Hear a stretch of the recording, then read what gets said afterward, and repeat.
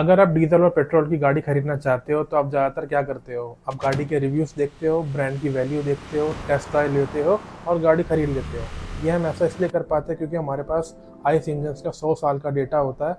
जी हाँ, पिछले 100 सालों से हम गाड़ियाँ यूज़ कर रहे हो और वो भी गाड़ियाँ पेट्रोल डीजल की। तो उसी के बेसिस पे आप अपना डिसीजन बना पाते हो और गाड़ी खरीद पाते हो। लेकिन अगर हम बात करें आज के ज़माने की, जहाँ पे आपको नई नई टेक्नोलॉजी में गाड़ियाँ मिल रही हैं, जैसे कि ईवी की हम बात करें, ईवी की गाड़ियाँ आज के टाइम में हम तो खरीदते हैं क्योंकि इसके बारे में काफ़ी सारी चीज़ें बताई गई है। फ्यूचरिस्टिक गाड़ी है और इलेक्ट्रिक से चलने वाली गाड़ी है और पेट्रोल डीजल पे हम अपनी भरोसेमंद जो होती है गाड़ियाँ, उसके ऊपर डिपेंडेंसी कम करके आगे हम ईवी की गाड़ियों पर जाएंगे।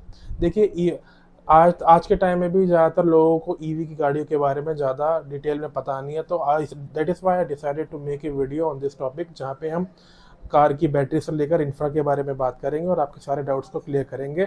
जी हाँ, नमस्कार, मेरा नाम आशीष वर्मा है और आप दोबारा से जुड़े हैं हमारे व्लॉग में। थैंक यू सो मच इतना प्यार देने के लिए। उम्मीद करता हूँ हम लोग स्वस्थ होंगे, मस्त होंगे और इसी के टॉपिक पे हम आगे बात करते हैं और वन बाय वन मैं आपके सारे डाउट्स क्लियर करता हूँ। देखिए, सबसे अगर हम ईवी की बात करते हैं तो सबसे पहला टॉपिक आता है रेंज का। देखिए, रेंज, अगर आपको बहुत लंबे ट्रैवल नहीं करने हैं, अगर सिटी में ट्रैवल करना है तो आपको किस तरह की गाड़ी लेनी चाहिए। देखिए, अगर आपका सिटी सिटी लाइफस्टाइल है, सिटी में ही आप अपनी गाड़ी को ट्रैवल करते हो, तो आप शॉर्ट रेंज की गाड़ी ले सकते हो, स्पेशली अगर आपके घर में ईवी चार्जिंग फैसिलिटी है।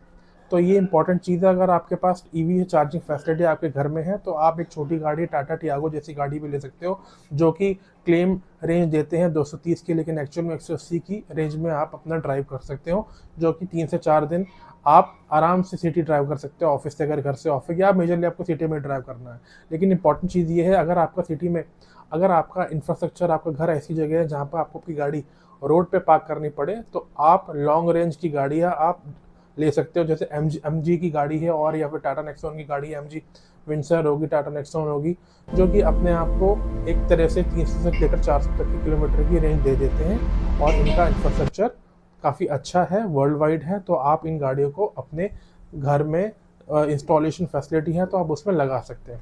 तो ये एक चीज़ है, आप इसको ध्यान में रख के, पहला पॉइंट रेंज का है कि आप रेंज डिसाइड कर सकते हैं कि आपको कौन सी गाड़ी चाहिए, सो दैट आप अपने लिए एक गाड़ी परचेस कर सको apart from petrol and diesel. देखिए, पेट्रोल और डीजल हम इसलिए लिया करते थे क्योंकि हमारे पास बहुत अच्छा खासा डेटाबेस है, तजुर्बा है और वैल्यू फॉर मनी गाड़ियाँ मिलती है। इनिशियली आप इसमें ज़्यादा इन्वेस्ट करते हो, लेकिन आपको उसके हिसाब से फैसिलिटी भी मिलती है। और आगे वीडियो में बने रहेगी, मैं आपको बताऊंगा भी कि इंडिया के अंदर जो गाड़ियाँ मिल रही हैं, जो भी ईवी बैटरीज मिल रही हैं, क्या वो लेटेस्ट है, क्या ये स्कैम है, क्या ये फ्रॉड है। तो वीडियो को अंत तक देखिएगा जरूर, आपको इस बारे में आपको बताऊंगा मैं आगे। देखिए, पहला पॉइंट हो गया रेंज का। उसके बाद अगर हम आगे बढ़े कि चार्जिंग स्टेशंस, देखिए चार्जिंग, जैसे मैंने आपको बताया, अगर आपके पास फैसिलिटी है घर पे चार्जिंग की तो आप लॉन्ग रेंज गाड़ी भी ले सकते हो।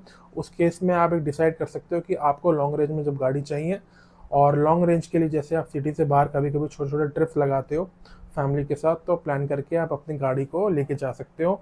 मार्केट में ऑन रोड आपको काफ़ी सारे स्टेशंस मिल जाते हैं। तो कहने का मतलब क्या था कि आप कोशिश करें कि आप लॉन्ग रेंज वाली बैटरी वाली कार ही लें। एक बार का इन्वेस्टमेंट होता है, क्योंकि बहुत बार ऐसा हो सकता है कि आपको कहीं जाना है, ऑफिस जाना है, कहीं मीटिंग में जाना है, कहीं अर्जेंटली आपको पहुंचना है, तो उस केस में आप फंस सकते हो।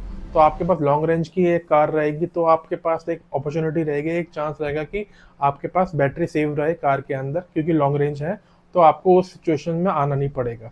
तो यही सारा टॉपिक था आपका रेंज के बारे में। तो आप अपने हिसाब से डिसाइड कर सकते हो कि आपको लॉन्ग रेंज वाली कार चाहिए या शॉर्ट रेंज वाली कार चाहिए, डिपेंडिंग अपॉन योर यूसेज। अगला टॉपिक के बारे में हम बात करते हैं बैटरी। देखिए, बैटरी एक one of the important topic है। जब हम ईवी कार खरीदते हैं, कोई भी ईवी कार खरीदते हैं, तो उसका 40% उसका जो चार्ज होता है, जो कॉस्ट होती है, वो उसकी बैटरी की होती है। देखिए, जब हम बैटरी की बात करते हैं तो उसकी लाइफ टाइम वारंटी के बारे में आपने सुना होगा।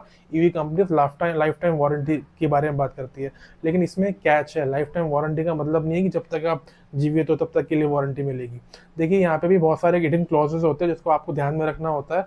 काफ़ी कंपनियां काफ़ी स्मार्टली इसमें प्ले करती है, लेकिन एट द एंड कस्टमर को वो चीज़ समझ नहीं आती है। देखिए, हिडन इसमें क्लॉज क्या होता है कि लाइफ टाइम वारंटी का मतलब क्या होगा, मैक्सिमम 15 साल। काफ़ी कंपनीज उसको 8 से 10 साल भी देते हैं, लेकिन 15 साल की मैक्सिमम लाइफ टाइम वारंटी होती है। उसमें वो भी एक क्लॉज है कि वो फर्स्ट ओनर के लिए 15 साल होती है। अगर आपने ओनरशिप चेंज करी, अगर वो ओनरशिप चेंज हुई, तो उसकी वारंटी लिमिटेड हो जाएगी। और वारंटी आपको तभी मिलेगी जब आपकी गाड़ी की बैटरी की वैल्यू, आपकी गाड़ी की बैटरी 80% हो गई है, यानी 20% डिग्रेड हो गई है। इसमें भी काफ़ी सारी चीज़ें हैं जो आपको टर्म्स एंड कंडीशन हमेशा पढ़नी है, ध्यान रखनी है बिफोर बाइंग ए ईवी कार। तो जब हम बात करते हैं चार्जिंग इंफ्रास्ट्रक्चर, देखिए चार्जिंग इंफ्रास्ट्रक्चर जैसे मैंने आपको बताया, एसी फास्ट चार्जिंग और डीसी चार्जिंग। देखिए एसी चार्जिंग आप अपने घर में भी प्लग इन प्ले वाला उसमें ऑप्शन होता है, प्लस एसी फास्ट चार्जिंग आप अपने घर में लगवा सकते हो डिपेंडिंग अपॉन कि आपका इंफ्रास्ट्रक्चर घर में कैसा है। लेकिन उसमें भी एक कैच है, अगर आपके घर का जो लोड है 7 किलोवाट से कम है तो आपको बिजली के दफ्तर में चक्कर काटने पड़ सकते हैं, आपको लोड अपना बढ़वाना पड़ेगा, तभी आप उसको यूज़ कर सकते हो। और डीसी चार्जिंग आपको हर जगह अवेलेबल नहीं है, आपको प्लान करके चलना पड़ता है। आपको भी बहुत सारी जगह ईवी जो स्टेशंस बने हुए डीसी चार्जिंग की जो फास्ट चार्जिंग होती है उसमें भी काफ़ी बार ख़राब मिलेगा, काफ़ी बार आपको प्रॉब्लम आती है, काफ़ी बार वो बंद होते हैं। तो ये भी आपको चीज़ें ध्यान रखनी पड़ेगी अगर ईवी को आप प्लान कर रहे हैं, क्योंकि इंफ्रास्ट्रक्चर अभी भी उस तरह का डेवलप नहीं है जैसा बाकी कंट्रीज़ में होता है। इसमें एक और चीज़ भी है कि अगर आप आपकी कोई गाड़ी खरीदते हो, जैसे मान लीजिए आपने टाटा टियागो खरीदी या पंच खरीदी जो अभी लेटेस्ट लॉन्च हुई है, जो 65 किलोवाट पर किलोवाट की सपोर्ट करती है। देखिए डीसी चार्जर जो रोड पे लगे होते हैं वो 200 किलोवाट की चार्जिंग सपोर्ट करते हैं, लेकिन आपकी गाड़ी की कैपेसिटी सिर्फ 50 किलोवाट की है या 65 किलोवाट की है। तो इसका मतलब क्या है कि आपको 20 to 80% जो गाड़ी चार्ज होगी उसमें 20 मिनट से लेकर 1 घंटा 2 घंटा भी लग सकता है। जैसे टाटा हैरियर है उसमें काफ़ी हैवी किलोवाट का उसमें बैटरी पैक आता है, तो 20 से लेकर 80% की चार्जिंग डीसी चार्जिंग से सिर्फ 20 से 25 मिनट में कर देती है ऐसे। उसके अलावा हम बात करते हैं सर्विस सेंटर्स। देखिए BYD या MG जैसे कंपनियों की बात करें, वो टायर 2 और टायर 3 सिटीज़ के अंदर आपको देखना होगा कि उपलब्धता कैसी है, उसकी अरेंजमेंट कैसी है। और भी काफ़ी सारे सर्विस सेंटर्स हैं, अवेलेबल है या नहीं है आपके एरिया में। प्लस बैटरी वाली कार, ईवी कार्स का सिस्टम ऐसा है कि आप हर किसी गैराज में इसको ठीक नहीं करा सकते। आपको ये ध्यान रखना पड़ेगा कि ये सर्विस सेंटर में ही ठीक हो, क्योंकि इसका जो राइट्स हैं, इसके जो सॉफ्टवेयर अपडेट्स हैं, टेक्नोलॉजी अपडेट्स हैं, वो सारे ब्रांड के पास ही होते हैं, लोकल मैकेनिक के पास नहीं होते। तो ये भी चीज़ आपको ध्यान में रखनी है ईवी कार बाय करते हुए। ये one of the important factor है, क्योंकि हम जैसे आइस कार्स की बात करें, पेट्रोल डीजल की बात करें, कहीं भी मैकेनिक देख के उससे हम ठीक करा लेते हैं, लेकिन ईवी कार्स में ऐसा नहीं है। और एक और चीज़ है, आपकी गाड़ी का रास्ते में कहीं ख़राब होती है तो आपको मैकेनिक ब्रांड से ही बुलाना पड़ेगा, आप लोकल मैकेनिक से उसको टो करवा के नहीं लेके जा सकते हो। ये अनदर पॉइंट है, अगर आपने बाहर ठीक करवाई तो आपकी वारंटी वॉइड होने के चांसेस है। देखिए इसके बाद हम बात करेंगे मेंटेनेंस के बारे में। देखिए ईवी कार से उसमें ना तो इंजन होता है, ना ही इसमें गियर बॉक्स होता है, ना इसमें ऐसा कुछ सिस्टम होता है जो आइस इंजन्स में होता है, पेट्रोल में होता है। लेकिन इसका मतलब ये नहीं कि इसमें मेंटेनेंस कॉस्ट नहीं होती है। देखिए इसमें भी काफ़ी सारे मैकेनिकल पार्ट होते हैं, ब्रेक पार्ट्स होते हैं जो आपको time to time service centre में चेक कराने होते हैं, उसकी अलग कॉस्टिंग होती है। प्लस इसमें ये भी एक कैच होता है कि आपको हर 6 महीने में ईवी कार अपनी सर्विस सेंटर लेके जानी है, उसका कॉस्ट भी पड़ता है। तो ये भी आपको ध्यान में रखना है। इसका मतलब ये नहीं कि इसमें इंजन नहीं है तो इसमें कोई कॉस्ट नहीं आता, नहीं, इसमें भी मेंटेनेंस कॉस्ट आता है। जैसे मैंने आपको बताया काफ़ी सारी कंपनीज नहीं है, जैसे विनफास्ट हो गई, MG हो गई, इनके सर्विस सेंटर आपको देखने पड़ेंगे कहाँ पे है, प्लस इनकी मेंटेनेंस कॉस्ट क्या है, ये भी आपको चेक करना चाहिए बिफोर बाइंग ईवी कार। इसके बाद हम बात करते हैं परफॉर्मेंस की। देखिए ईवी कार्स का जो परफॉर्मेंस होता है, टॉर्क होता है, वो आइस और डीजल इंजन से ही ऊपर होता है। देखिए इसमें कोई इंजन तो होता नहीं जहाँ पे आप रेस थे और उस हिसाब से अपना गाड़ी का परफॉर्मेंस थे। ये 0 to 100 किलोमीटर पर आवर आपका अंडर 10 सेकेंड भी कवर कर लेती हैं काफ़ी सारी कार्स। और इसका यही एक खूबी है कि आपको अगर कोई टॉकी इंजन चाहिए, आप स्पीड के दीवाने हैं, तो आप ईवी कार को परचेज कर सकते हो। यह अनदर टॉपिक था, इसका अनदर पॉइंट था जो आपको ध्यान में रखना है। होप आपको सारी चीज़ समझ में आ गई होंगी कि आपको ईवी कार अगर परचेज करने तो आपको क्या क्या चीज़ें ध्यान में रखनी है, और किस तरीके की बैटरी, किस तरीके की इंफ्रास्ट्रक्चर, किस तरीके का मेंटेनेंस, किस तरीके का परफॉर्मेंस, किस तरीके की आपको लाइफस्टाइल के हिसाब से आपको गाड़ी परचेज करनी है। कोई भी अगला डाउट हो, कोई भी पॉइंट हो, आप मुझे बताइएगा कमेंट में कि आपको किस तरह की कार परचेज करनी है और किस तरीके के स्कैम जो मार्केट में आपको मिल रहे हैं, किस तरीके की चीज़ों के बारे में आपको पता लग रहा है। काफ़ी सारी चीज़ें सोशल मीडिया पे आप भी जान रहे हैं कि ईवी कार्स को लेकर क्या क्या फ्रॉड आते हैं, किस तरीके की प्रॉब्लम्स ईवी कार्स परचेज करने में एक कस्टमर को आती है, क्योंकि कस्टमर काफ़ी सारी चीज़ें इग्नोर कर देता है, चाहे टर्म्स एंड कंडीशंस हो, प्लस उसका कैसे रख रखाव करना है, कैसे उसको चलाना है, अगर एक्सीडेंट होता है तो किस तरह की प्रॉब्लम्स उनको आती है। जो इंश्योरेंस कंपनीज होती हैं जो कार का इंश्योरेंस करती है महंगी महंगी कारों को, वो अपने हाथ खड़े कर लेती है। काफ़ी सारे यूट्यूबर्स को मैं आपको डिटेल छोटी मोटी डाल दूंगा थोड़ी सी, लेकिन ज़्यादा तो नहीं डाल सकता, कि आप काफ़ी सारे फेमस यूट्यूबर्स से काफ़ी सारे चीज़ों को लेकर एक्सीडेंट मार्केट में आते रहते हैं कि किस तरह की वो इश्यूज़ फेस करते हैं। अगर एक गाड़ी को बुरा ना खुदा ना खास्ता आपको एक मेजर एक्सीडेंट हो जाए, उस एक्सीडेंट के बाद जो गाड़ी को डैमेज होता है उसके रिपेयरिंग में जो प्रॉब्लम आती है, क्योंकि जब रिपेयर गाड़ी होती है, जब गाड़ी खुलती है तो दोबारा वैसे नहीं चल पाती है। स्पेशली ईवी कार्स के साथ तो ये और भी ज़्यादा प्रॉब्लम है, क्योंकि सारा इलेक्ट्रॉनिक पार्ट है, टेक्नोलॉजी से रिलेटेड चीज़ें हैं, इसमें कोई इंजन वगैरह नहीं है।